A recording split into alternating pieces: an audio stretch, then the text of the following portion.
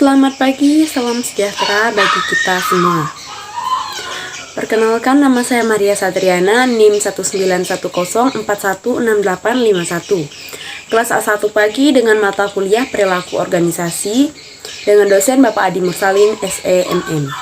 Baik, di sini saya akan memaparkan yaitu tentang ringkasan saya mengenai bab 5 dari buku Perilaku Organisasi yang mengenai motivasi kerja. Setiap organisasi atau perusahaan tentunya menginginkan karyawannya memiliki prestasi yang baik. Karena dengan memiliki karyawan yang berprestasi, diharapkan dapat meningkatkan kinerja dan nilai perusahaan. Banyak bisnis berhasil bukan hanya karena ide bisnisnya, tetapi juga karena karyawannya. Tetapi karyawan juga perlu dimotivasi serta perlu memiliki keterampilan yang sesuai untuk melakukan pekerjaannya. Lalu pengertian motivasi. Menurut Kadarisman tahun 2013 dalam Aldi dan Susanti tahun 2015, motivasi diartikan sebagai keseluruhan proses pemberian dorongan atau rangsangan kepada para karyawan sehingga mereka bersedia bekerja dengan rela tanpa dipaksa. Lalu menurut Draft tahun 2012, motivasi atau motivation dapat diartikan sebagai kekuatan yang muncul dari dalam ataupun dari luar diri seseorang dan membangkitkan semangat serta ketekunan untuk mencapai sesuatu yang diinginkan. Motivasi pekerja akan mempengaruhi produktivitasnya dan sebagai bagian dari tugas seseorang manajer adalah menyalurkan motivasi ke arah pencapaian tujuan organisasi.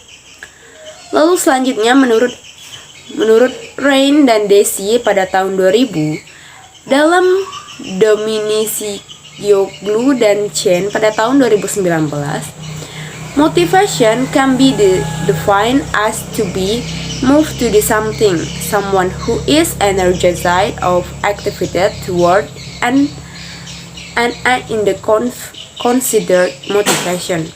Dalam kebijakan konvensional, motivasi adalah dikotomi intrinsik dan ekstrinsik. Secara intrinsik, motivasi diartikan melakukan sesuatu karena ketertarikan atau karena merasa nyaman.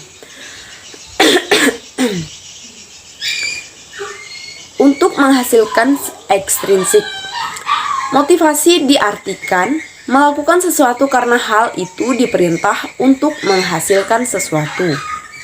Selain itu, definisi lain, motivasi adalah daya pendorong yang mengakibatkan seseorang anggota organisasi mau dan rela untuk mengarahkan kemampuannya dalam bentuk keahlian ataupun keterampilan, tenaga dan waktunya untuk menyelenggarakan berbagai kegiatan yang menjadi tanggung jawabnya dan menunaikan kewajibannya. Dalam rangka pencapaian tujuan dan berbagai sasaran organisasi yang telah ditentukan sebelumnya dalam Siagan 2000 dalam Suwati 2013. Lalu selanjutnya menurut Madura pada tahun 2009 merupakan motivasi karyawan dipengaruhi oleh kepuasan kerja atau job satisfaction atau tingkat sejauh mana karyawan puas dengan pekerjaan mereka.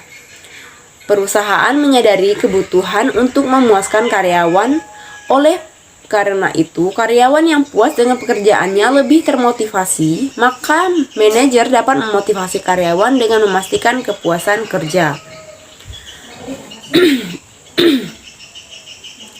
Lalu selanjutnya motivasi kerja. Yang pertama, hierarki kebutuhan. Ada banyak teori yang membahas tentang hierarki kebutuhan, tetapi yang mungkin paling terkenal adalah teori yang dikembangkan oleh Abraham Maslow tentang hierarki kebutuhan atau hierarchy of needs theory.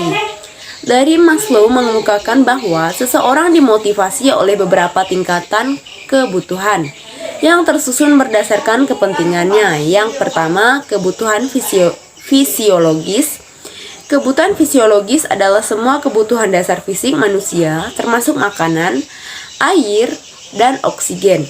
Jika direfleksikan dalam ruang lingkup perusahaan, hal ini termasuk kebutuhan-kebutuhan seperti kenyamanan, suhu, udara di tempat kerja, dan gaji minimum yang mencukupi untuk kebutuhan pokok.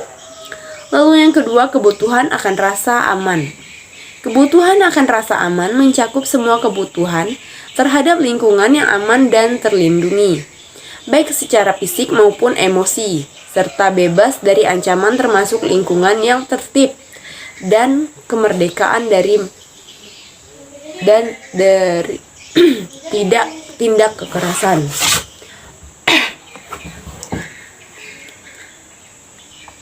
Dalam lingkup dunia kerja, kebutuhan ini direfleksikan menjadi keamanan kerja, pungutan liar, dan jenis pekerjaan yang aman.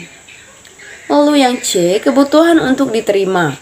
Kebutuhan ini mencerminkan hasrat untuk diterima oleh lingkungan. Hasrat untuk bersahabat, menjadi bagian dari sebuah kelompok, dan dikasihi. Dalam organisasi, kebutuhan-kebutuhan ini mempengaruhi hasrat untuk memiliki hubungan yang baik dengan rekan kerja, berpartisipasi dalam kelompok kerja, dan memiliki hubungan yang baik dengan supervisor. Yang D, kebutuhan untuk dihargai. Kebutuhan ini berhubungan dengan hasrat untuk memiliki citra positif dan menerima perhatian, pengakuan, dan apresiasi dari orang lain dalam organisasi. Kebutuhan untuk dihargai menunjukkan motivasi untuk diakui, tanggung jawab yang besar, status yang tinggi, dan pengakuan atas kontribusi pada organisasi. Yang B, kebutuhan untuk aktualisasi. Dari kebutuhan ini adalah kebutuhan untuk mengalami pemenuhan diri, yang merupakan kategori kebutuhan tertinggi. Kebutuhan ini diantaranya adalah kebutuhan untuk mengembangkan potensi diri secara menyeluruh, meningkatkan kemampuan diri, dan menjadi orang yang lebih baik. Kebutuhan aktualisasi diri dapat dipenuhi di organisasi dengan cara memberikan kesempatan orang-orang untuk tumbuh, mengembangkan kreativitas, dan mendapatkan pelatihan untuk dapat mengerjakan tugas yang menentangkan diri serta melakukan pencapaian. Lalu yang kedua, teori ERH dari Clayton Atwood mengemukakan sebuah modifikasi atau dari teori Maslow dalam rangka menyederhanakannya dan menanggapi kritik atas kurangnya pembuktian empiris pada teori ini. Teori ERG atau Earth Theory yang dikemukakan oleh Clayton Atwood mengenalkan 3 kategori kebutuhan. Yang pertama, kebutuhan eksistensi, kebutuhan akan kebahagiaan lahir. Yang B, kebutuhan keterikatan, kebutuhan akan hubungan yang baik dengan orang lain. Yang C, kebutuhan pertumbuhan, yaitu kebutuhan yang fokus pada pengembangan potensi manusia dan keinginan untuk pertumbuhan pribadi dan peningkatan kompetensi. Lalu bagian yang ketiga, studi Hawthorne pada akhir tahun 1920-an. Para peneliti mempelajari pekerja di Western Electric Plant dekat Chicago untuk mengidentifikasikan bagaimana beragam kondisi mempengaruhi tingkat produksi mereka. Ketika pencahayaan ditingkatkan, tingkat produksi pun meningkat. Akan tetapi, tingkat produksi juga meningkat ketika pencahayaan dikurangi. Para pekerja ini kemudian diberikan beragam waktu istirahat. Lagi-lagi, tingkat produksi meningkat baik dengan waktu istirahat yang lebih pendek maupun yang lebih panjang. Suatu interpretasi dari hasil ini adalah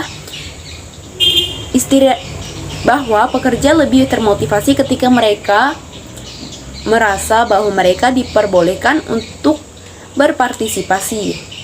Supervisor dapat memotivasi karyawan dengan memberikan lebih banyak perhatian kepada mereka yang memperbolehkan untuk berpartisipasi. Lalu yang keempat, studi kepuasan kerja dari Hertzberg pada tahun 1950-an oleh Frederick Hertzberg menyurvei 200 akuntan dan insinyur mengenai kepuasan kerja. Hertzberg mencoba untuk mengidentifikasikan faktor-faktor yang membuat mereka tidak puas dengan pekerjaan mereka pada satu titik waktu tertentu. Ia juga mencoba untuk mengidentifikasikan faktor-faktor yang membuat mereka puas dengan pekerjaannya. Studinya menemukan hal-hal berikut ini. Faktor-faktor umum yang diidentifikasikan oleh para pekerja yang tidak puas. Faktor-faktor umum yang diidentifikasikan oleh pekerja yang tidak puas. Kondisi kerja, pencapaian supervisi, tanggung jawab gaji, pengakuan keamanan kerja, kemajuan status pertumbuhan karyawan, menjadi tidak puas ketika mereka memandang faktor-faktor yang berkaitan dengan pekerjaan bagaimana tercantum pada kolom sebelah kiri yang disebut sebagai faktor higien atau hygiene faktor tidak memadai. Yang kelima, teori X dan teori Y oleh MC Gregor. Teori ini mencerminkan persepsi yang mungkin dimiliki oleh supervisor terhadap pekerja. Pandangan dari teori X dan teori Y. Yang keenam, teori Z pada tahun 1980-an. Teori baru mengenai kepuasan kerja dikembangkan. Teori ini disebut dengan teori Z. Sebagian didasarkan pada gaya Jepang yang memperbolehkan semua karyawan untuk berpartisipasi dengan pengambilan keputusan. Partisipasi dapat meningkatkan kepuasan kerja karena hal tersebut memberikan tanggung jawab kepada karyawan. Deskripsi kerja atau job description cenderung tidak begitu terspesialisasi sehingga karyawan dapat mengembangkan berbagai keterampilan dan memiliki jalur karir yang lebih fleksibel.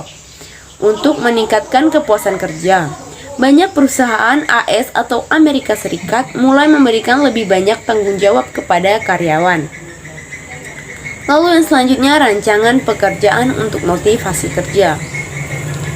Pendekatan rancangan kerja umumnya dibagi menjadi penyederhanaan kerja, rotasi kerja, perluasan kerja, dan pengayaan kerja.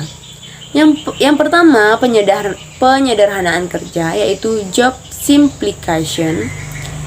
Menyederhanakan kerja, mengejar efisiensi tugas dengan mengurangi jumlah tugas yang harus dilakukan.